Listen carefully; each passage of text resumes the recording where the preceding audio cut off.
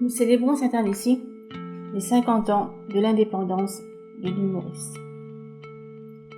Le quadricolore illustre merveilleusement la multi-ethnicité présente sur notre territoire. Nous côtoyons quotidiennement un foisonnement de cultures. C'est l'héritage de nos ancêtres. Nos ancêtres originaires d'Asie, d'Afrique et de l'Europe. La langue ancestrale, la religion, l'ethnicité, les rites, les coutumes, la culture culinaire, les chants sont à la base de la nation mauricienne. L'esclavage est le phénomène le plus redouté, mais un élément important pour établir la nation mauricienne. Ces hommes, ces femmes, ces enfants ont formé les sociétés indo-océaniques, telles qu'à l'île de la Réunion, à l'île Maurice, aux Comores, aux Seychelles, au Madagascar, à travers les différentes migrations et la traite esclavagiste. Ce phénomène a fait naître une société nouvelle, une société des esclaves coupés de leurs racines. Considérés comme du bétail ou de la marchandise, ces hommes débarquent dans les colonies où sévit l'esclavage. Ils sont désormais des esclaves. Ils sont vendus à l'encan par lot, à ceux qui peuvent se permettre de déverser une grosse somme d'argent. Le prix était déterminé par le pays d'origine, le sexe, l'âge et la condition physique de l'esclave. Les esclavagistes vérifient la force, les dents et les yeux de leurs marchandises. Ils doivent avoir toutes leurs dents. Ils ne doivent pas boiter. Et ils ne doivent pas avoir de ventre flasque.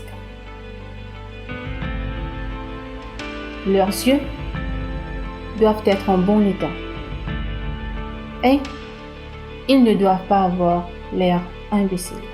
Ces humains ne valent que quelques piastres, fusils ou bouteilles d'eau de vie. Selon le récit de Bernardin de Saint-Pierre, ils sont débarqués tout nus, avec un chiffon autour des reins. On sépare les hommes des femmes. Ces dernières sont mises à l'écart avec leurs enfants qui se pressent de frayeur contre elles. L'habitant les visite et achète ceux qui lui conviennent. Après la vente, c'est le système du marquage au fer rouge. L'esclave est marqué pour que son propriétaire soit plus facilement identifiable. Le nombre de marquages signifie le nombre de propriétaires successifs. Ce système de marquage ne fait que rabaisser le statut de ces hommes, qui furent considérés comme du bétail, vendus, échangés, traités comme des animaux. Les parents, les enfants, les frères, les sœurs, les amis et les amants sont séparés. Ils se quittent en pleurant. Ils partent pour l'habitation. Ils sont au désespoir, car ils pensent que leurs maîtres vont les manger, que leur sang deviendra du vin rouge et que leur os servira à la poudre à canon. Dans son ouvrage Voyage à l'île de France, à l'île Bourbon, au cap de Bonne-Espérance, Bernardin de Saint-Pierre relate qu'au lever du jour, on leur donne 3 coups de fouet pour leur signaler qu'il fallait commencer à travailler. Les esclaves se rendent avec leurs pioches à la plantation. Là, ils travaillent presque nus, au soleil. Comme nourriture, on leur donnait du maïs broyé cuit à l'eau ou des pains de manioc. Comme vêtements, ils portaient uniquement un morceau de toile. La négligence n'a pas sa place sur l'habitation. À la moindre négligence, ils sont attachés par les pieds et par les mains sur une échelle. Ensuite, ils sont fouettés de 50 à 200 coups sur le derrière nu par le commandeur, allant même jusqu'à enlever une portion de leur peau. Une fois terminé, on le détache, tout sanglant, et on lui met un collier de fer à 3 pointes au cou, et il doit retourner travailler. Ce traitement n'était pas réservé uniquement aux hommes esclaves.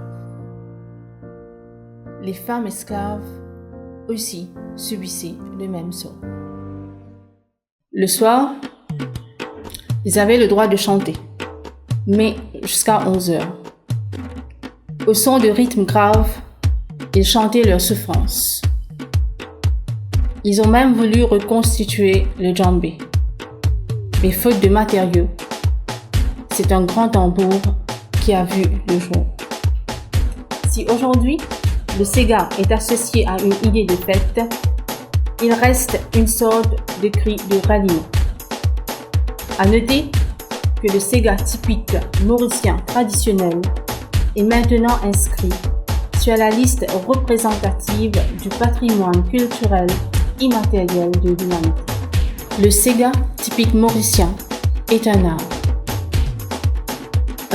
de la communauté créole, mais qui est dorénavant pratiqué par les autres communautés également. Les soirées sont arrosées de ces chants et danses autrefois pratiqués par les esclaves.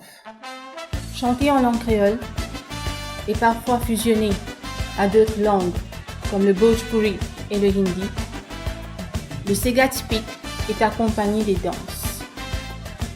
Des danses qui requièrent les mouvements de la hanche et des mains au son du rythme, en faisant des petits pas pour évoluer les uns autour des autres.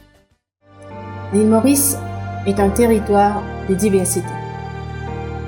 La culture des Îlois, des Sino-Mauriciens, des Franco-Mauriciens et des Créoles forment la population non exclusive de l'île Maurice. L'île Maurice ne connaît aucune religion officielle. Ici, les Tamouls, les chrétiens, les musulmans, les hindous vivent en parfaite harmonie. L'île est devenue au fil du temps un véritable refuge pour les différentes communautés. En passant par le festival Diwali et le festival créole, Maurice possède un agenda d'événements culturels, créant ainsi une beauté culturelle à part entière. Voulant ardemment respirer la liberté, ces hommes et ces femmes retenus comme esclaves par les colons peu scrupules ont souvent préféré la mort que vivre en captivité. Très souvent, ils se sauvaient dans le bois. Une fois sauvés, on les appelait des marrons.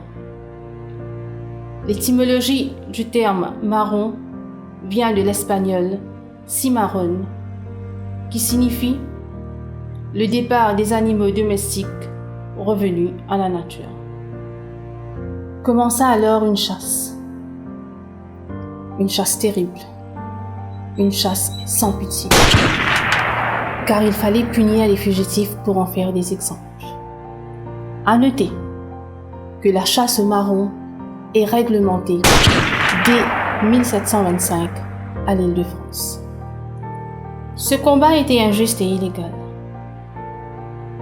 Les esclaves n'avaient comme armes que des bâtons taillés, des pierres, des armes primitives, par rapport aux chasseurs qui avaient un dépôt d'armes à leur disponibilité.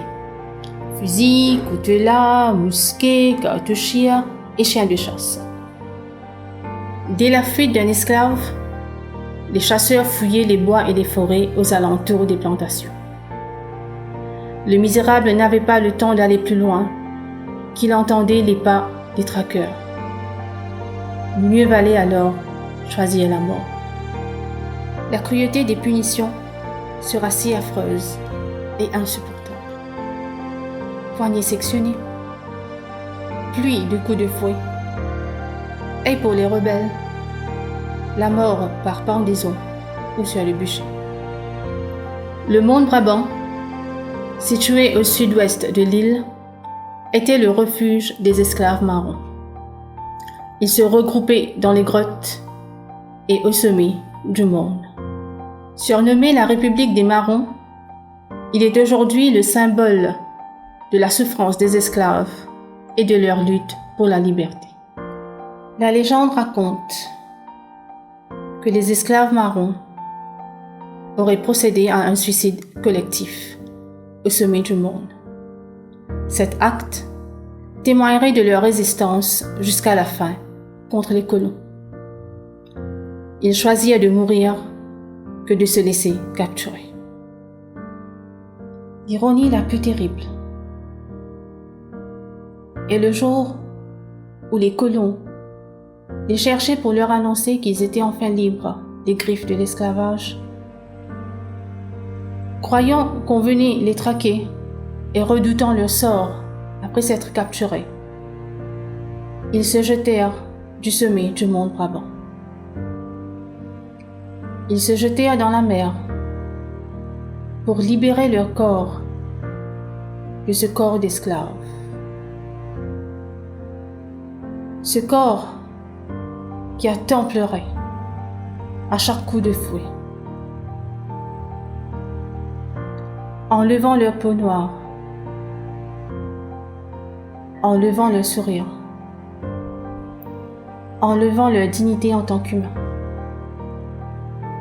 et leur joie de vie.